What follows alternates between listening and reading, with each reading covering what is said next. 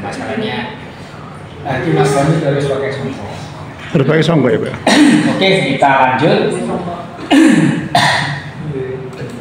Ini saya hari ini akan menyampaikan kaitannya. Anda di bangku kuliah pernah mendengar atau diajar tentang sejarah Undang-Undang Peradilan Agama?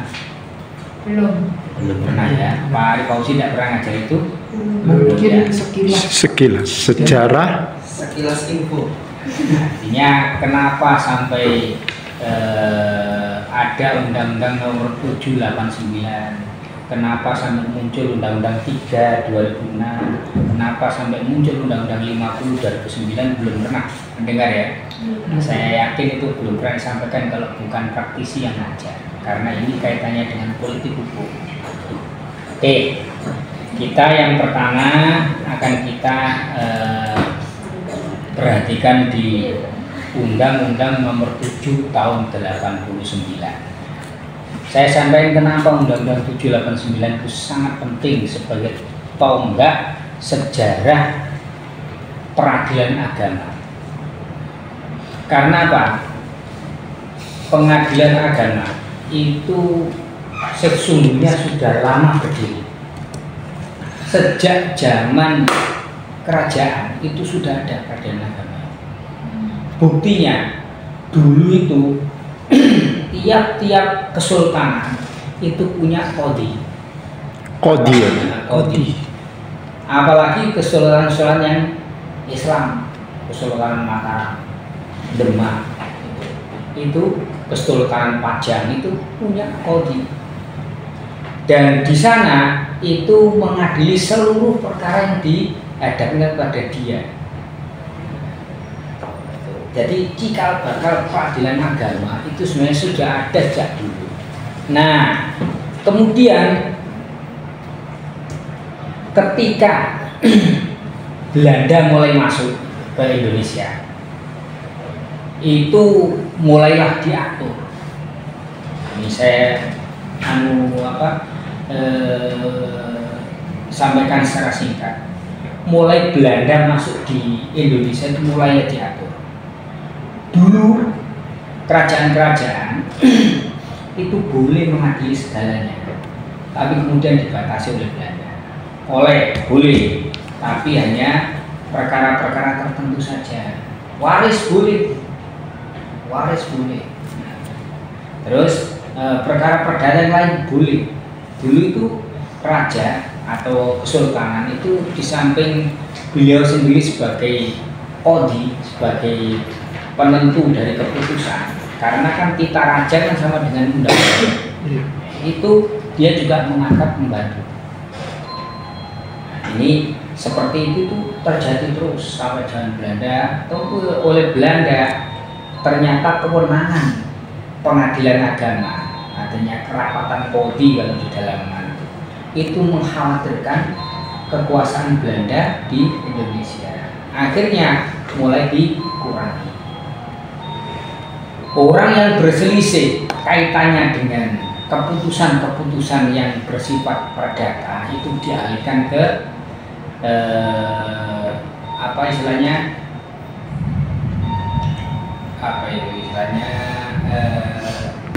Peradilan umum. Landrat. Landrat namanya. Bahasanya Belanda itu landrat. Landrat itu peradilan umum.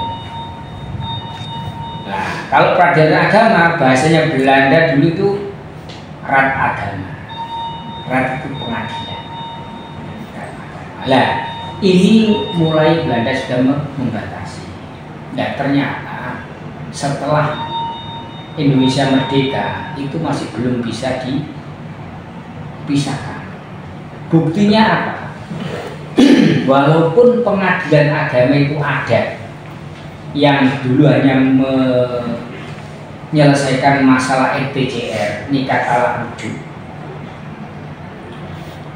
kewenangan tentang harta itu seperti seorang laki-laki banci, saya katakan seperti itu, yang tidak punya kekuatan untuk menghasilkan buah. Artinya putusannya itu boleh, tapi tidak bisa mengeksekusi putusannya itu. Sebelum tahun 89 kita misalnya menyelesaikan pengadilan agama itu menyelesaikan masalah waris. Setelah diputus dok tidak ada upaya hukum, maka waris itu tidak bisa serta-merta dieksekusi seperti sekarang. Kita harus bawa putusan kita ke pengadilan umum, pengadilan negeri. Pak, ini putusan kami, mohon untuk disahkan. Namanya fiat eksekusi. Jadi disahkan oleh pengadilan negeri. Coba kita punya putusan tapi tidak bisa melaksanakan putusannya sendiri. Harus dibawa ke pengadilan umum. Tahun 89 diantara ini paling yang sudah lahir Pak. Belum ada mungkin ya dari Pak Ali Saya sudah. Itu belum bisa pengadilan agama itu melaksanakan putusannya sendiri. Padahal iso mutus. Maka bapak-bapak kita itu berpikir keras sekali di Jakarta. Ini waktu Menteri Agamanya masih Jenderal Alamsyah Ratu Prawira Negara. Pernah dengar nama itu? Iya. Pak Alamsyah dan Pak Alamsyah itu sendiri itu beliau walaupun tentara tapi sangat konsen terhadap Islam. Dulu Pak itu mencari orang tak main-main.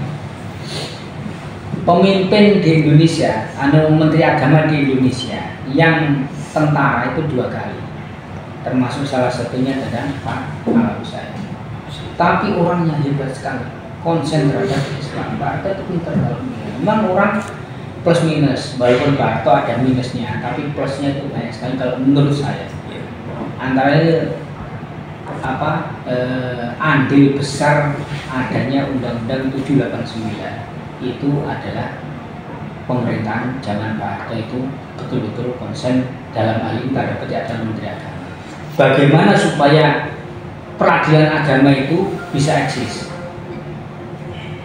Maka bapak kita yang di Jakarta itu berpikir keras bagaimana supaya peradilan agama ini punya undang-undang sendiri yang bisa melaksanakan putusan sendiri tanpa menyinggung peradilan yang lain.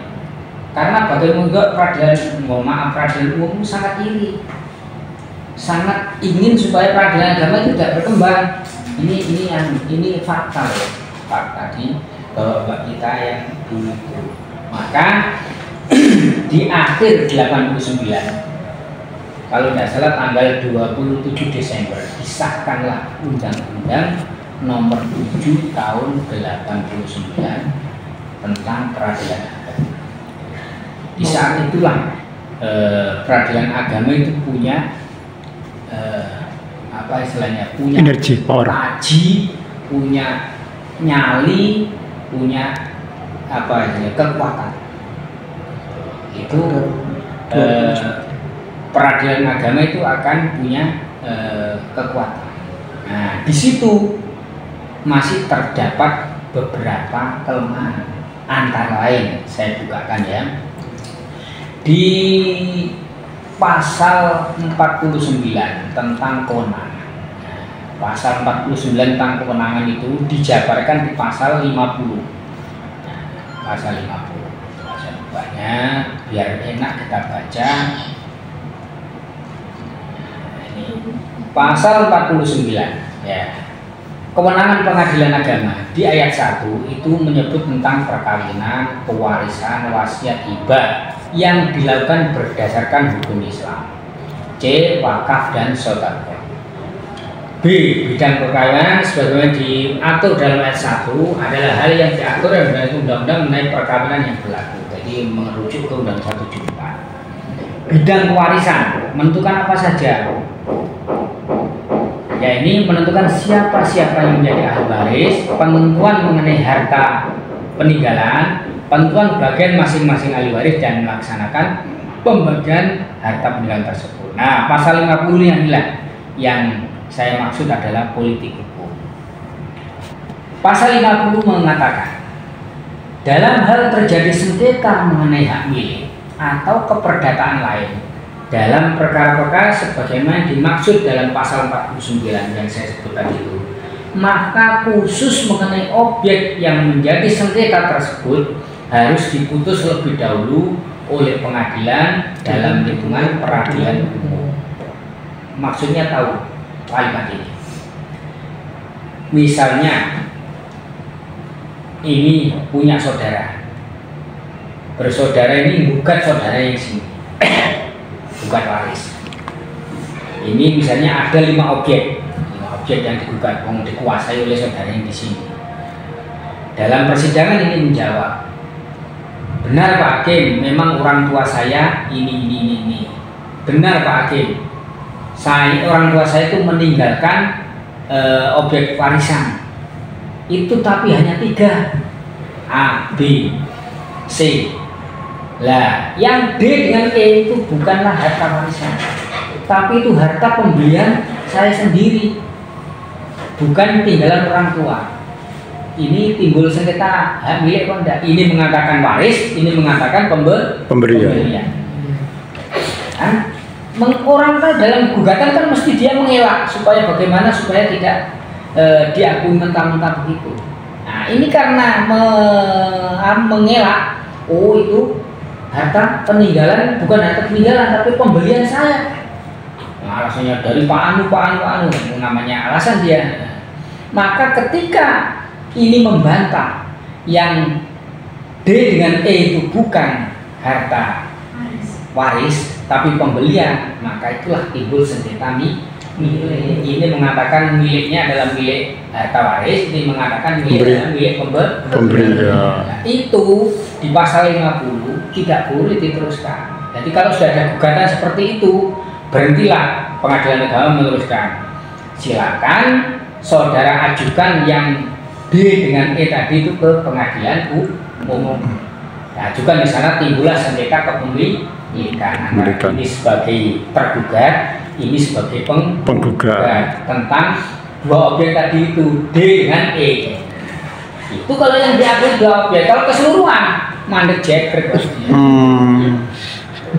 Itulah, itu politik hukum sebenarnya apa? Supaya tidak timbul ketersinggungan peradilan umum.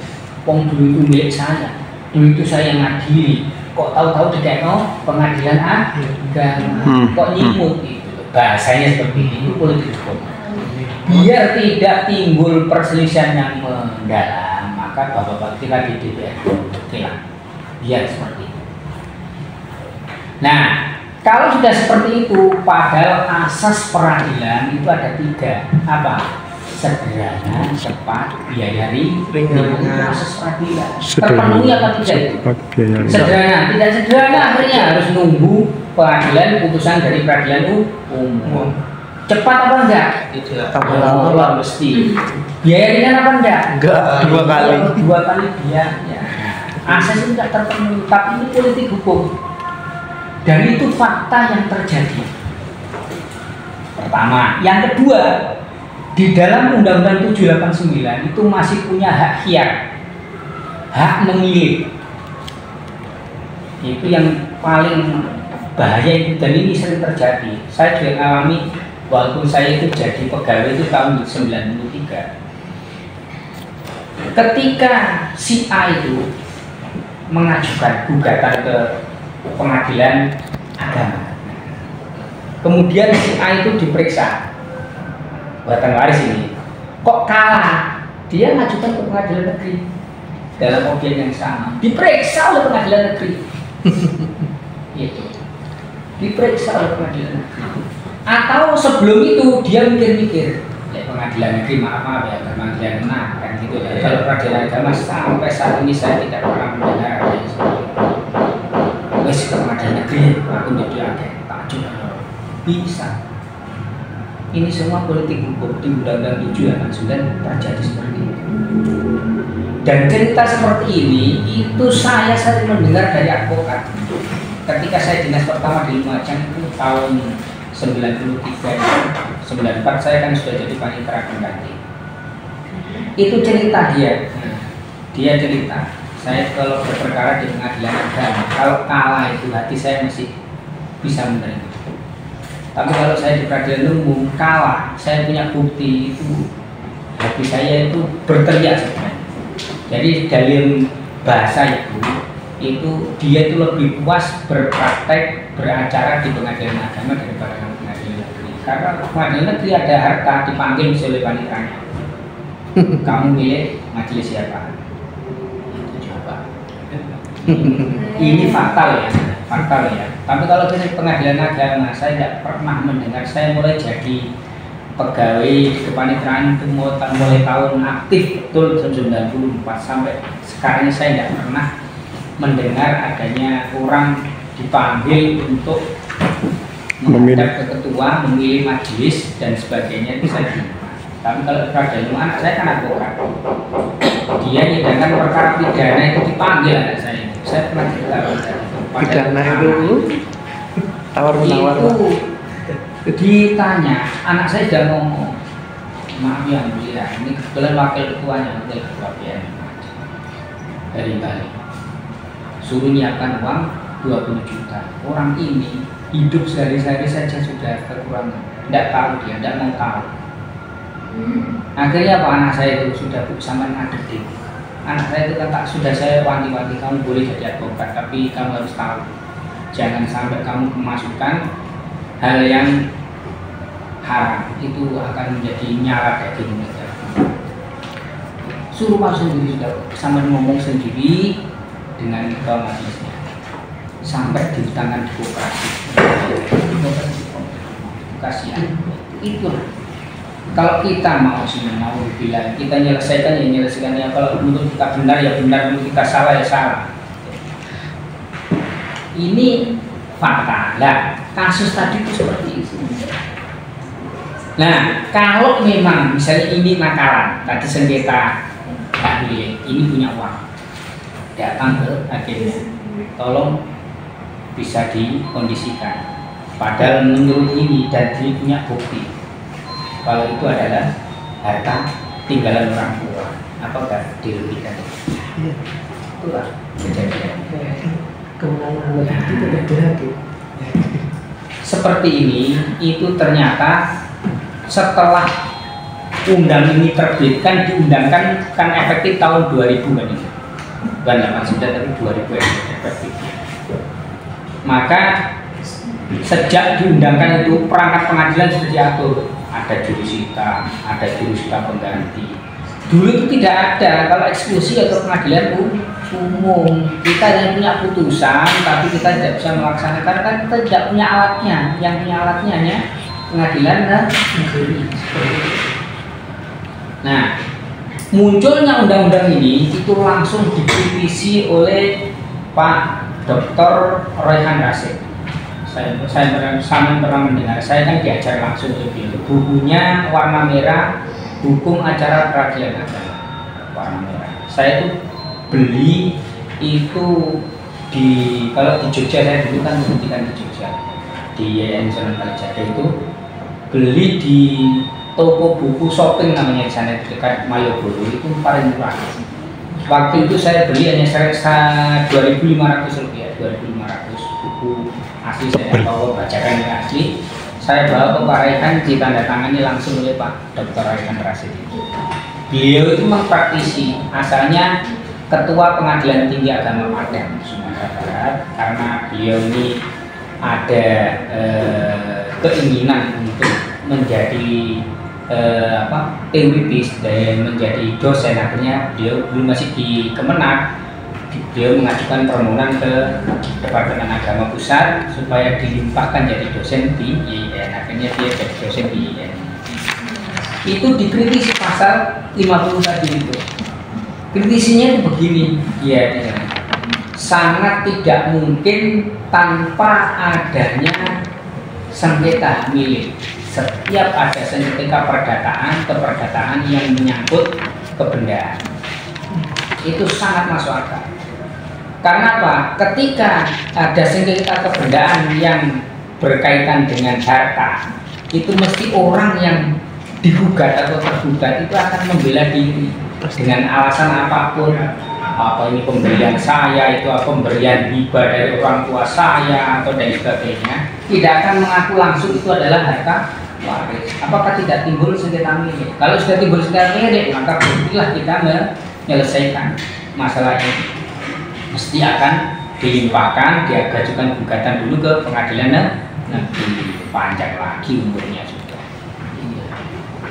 Dan rupanya bapak kita ini di Jakarta sudah mulai berpikir lagi, karena kondisi sudah tenang di atas tahun 2000 kan, memikirkan bagaimana supaya sengketa milik itu tidak timbul lagi dan bisa diselesaikan langsung oleh pengadilan negara. Maka muncullah Undang-Undang Nomor 3 Tahun 2006 tentang apa? Tentang perubahan atas Undang-Undang Nomor 7 Tahun 89. Perubahannya apa? Perubahan-perubahan tertentu saja. Yang perubahannya di Undang-Undang 789 tadi itu, ini contoh yang lain. Dulu bapaknya pengadilan agama itu dua. Kementerian Agama itu siapa? Yang membina tentang administrasi umum itu masih Kementerian Agama, masih depan.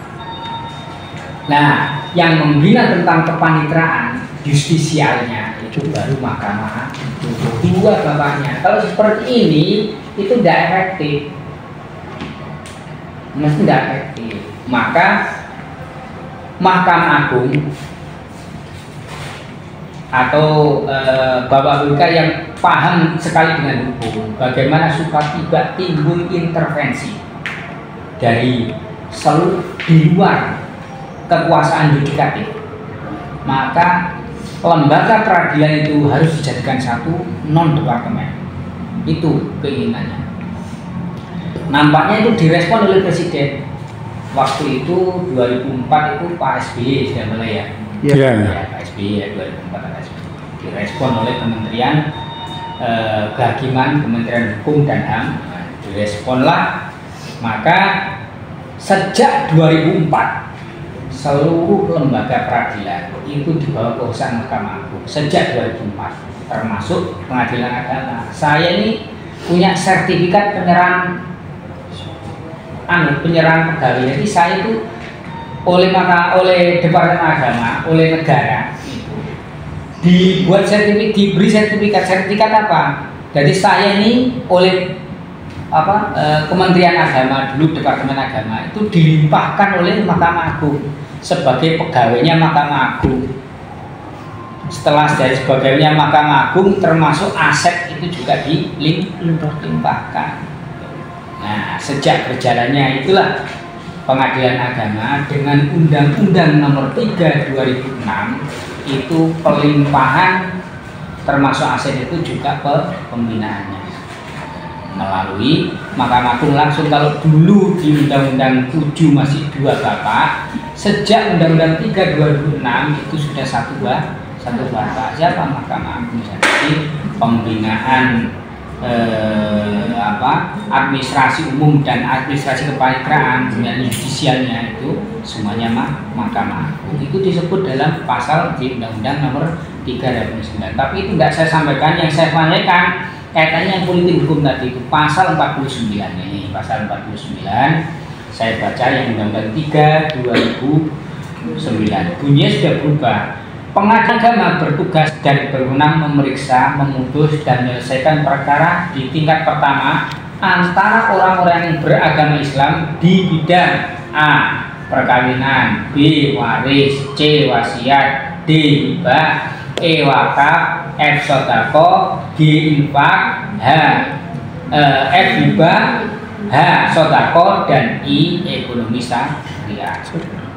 Tambahan satu kewenangan Pengadilan Agama, ekonomi syariah. Hakim agama perbankan Islam kok diserahkan ke umum. Ini juga timbul protes sebenarnya. Iya, timbul protes dari peradilan umum, bahkan mencibirkan awalnya itu Pengadilan Agama kok menyelesaikan masalah mosok iso hakimnya. Nah, dengan adanya itu maka bapak kita di Jakarta di Mahkamah Agung waktu itu dengan gencarnya semua hakimnya itu harus dididik tentang ekonomi Islam, perbankan Islam.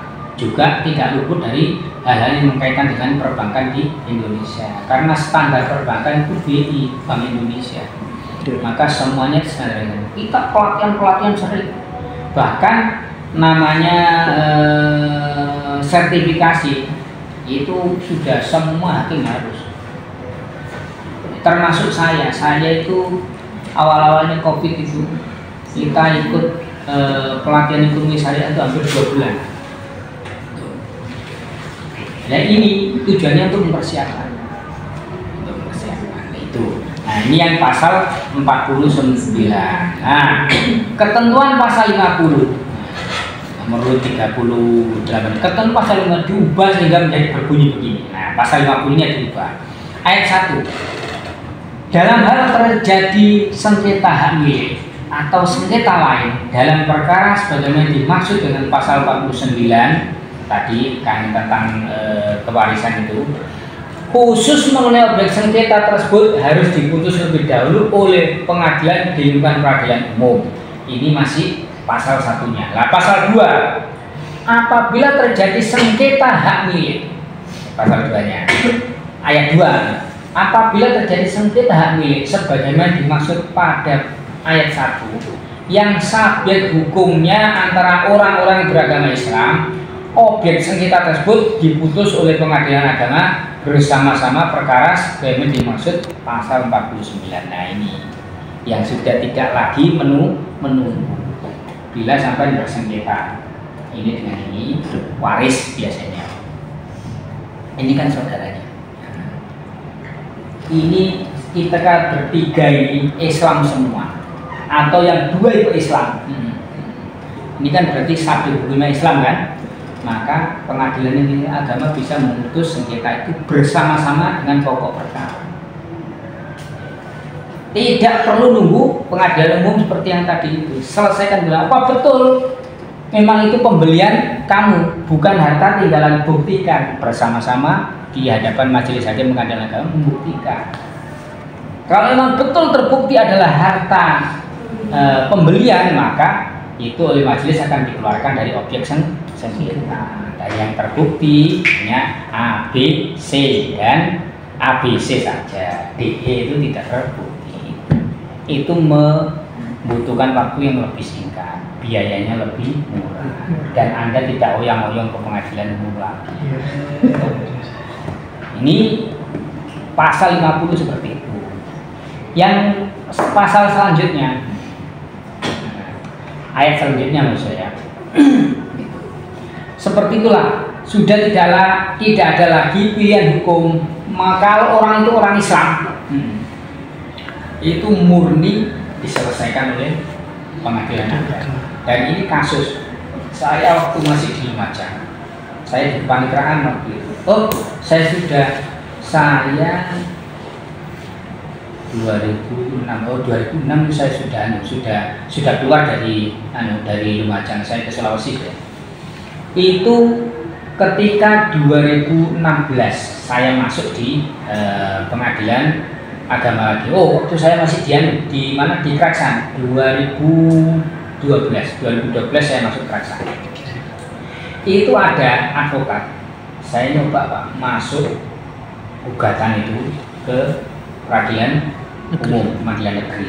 Diterima oleh pengadilan negeri, tapi kemudian oleh pengadilan negeri dinyatakan oleh karena subjek hukumnya beragama Islam, maka sesuai dengan pasal 50 Undang-Undang 3 tahun 2006 tentang peradilan agama, pengadilan negeri tidak berwenang mengadili. Kewenangan iya.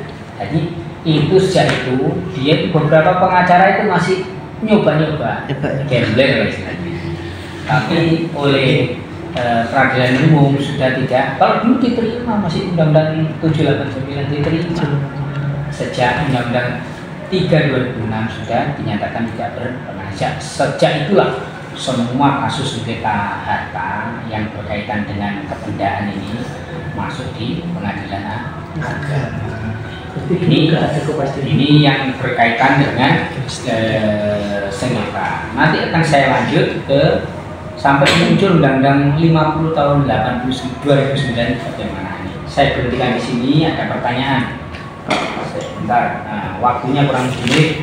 7 menit. Ya, silakan. Kalau tadi kan UU nomor 7 89 itu kenapa kok berlakunya baru tahun 2000 Pak? Kok terlalu jauh jarak? 90 bukan 2000, 90 Pak. Bukan 2000, 90. Bukan 2000 ya, maaf. 90.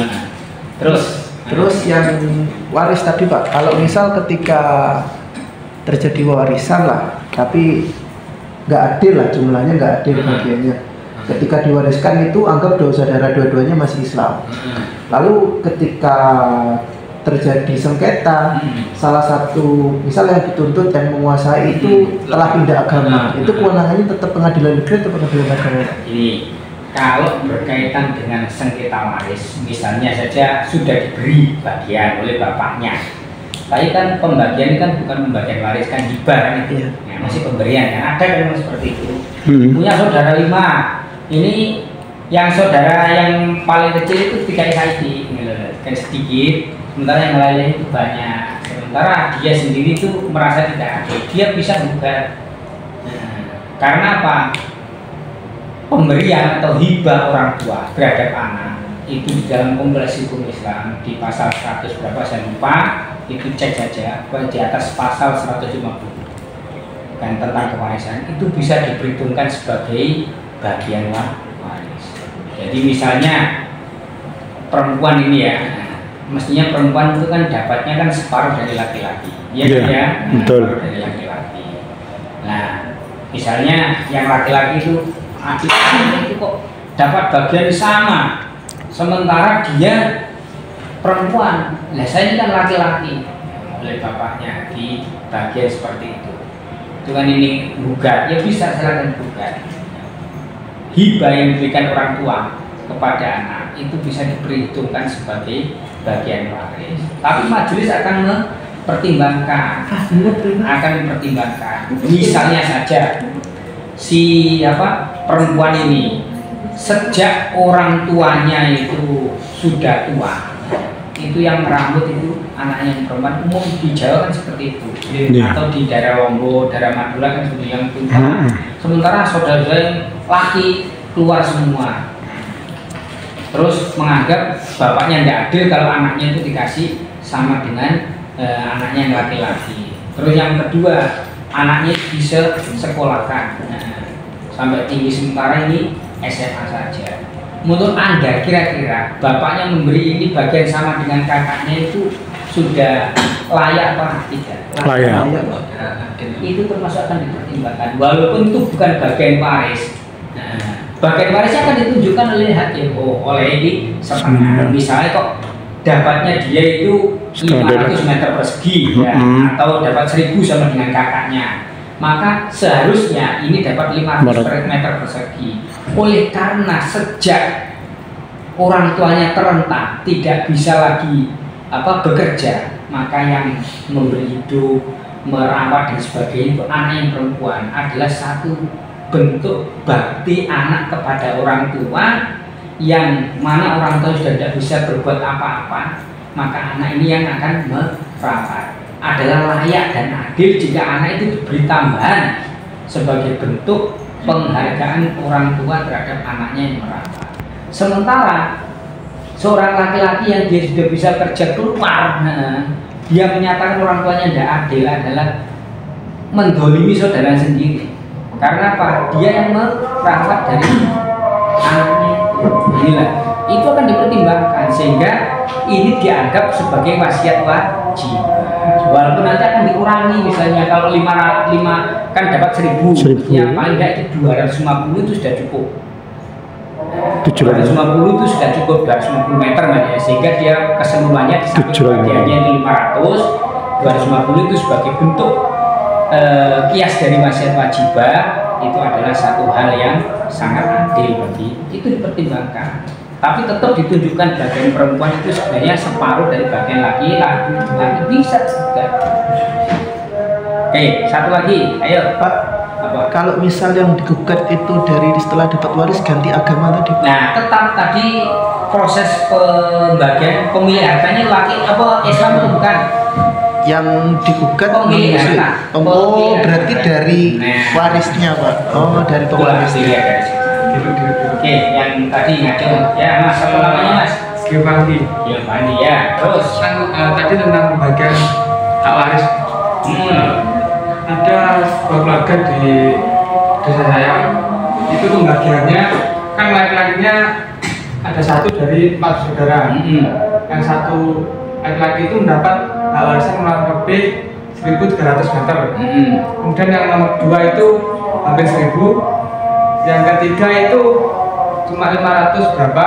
Kemudian yang keempat itu juga hampir 1.000. Enggak, ini anaknya laki-lakinya sendirian. Dia sendirian. Berarti itu bukan waris yang dibagi oleh pengadilan agama ya, oleh bagi bapaknya sendiri. Bagi oleh si Orang tua. laki-laki. oleh laki-lakinya yang bagi. Nah, terus pertanyaannya, Kemudian semisal kan tadi ada salah satu yang perempuan dapat 500 persegian. Itu jika mau memintakan keempatan, itu jika mengajukan gugatan harus bisa. nah begini, gugatan tidak terima dari Dan itu ada yang tidak terima. itu bisa mengajukan gugatan, bisa. Tapi ingat bahwa perkara waris kalau masuk di pengadilan agama itu diputus secara faroid.